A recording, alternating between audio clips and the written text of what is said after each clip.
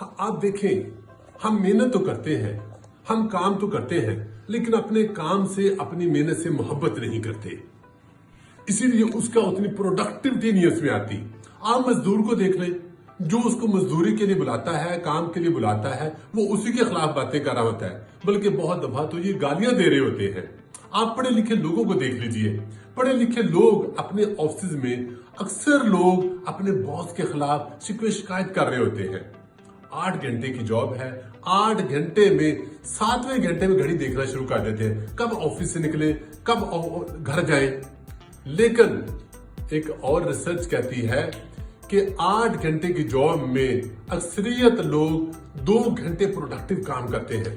लेकिन दूसरी तरफ कारोबारी लोगों को देख लें, जो अपना कारोबार कर रहा है, जो अपना बिजनेस कर रहा है, वो दिन रात मेहनत करता है। रात का 1 बजा हो, रात के 2 बजे हो, रात के 3 बजे हो, वो अपनी कंपनी में पूरी लगन से, पूरी मेहनत से, पूरी जद्दोजहद से, पूरी जिम्मेदारी से काम करता है।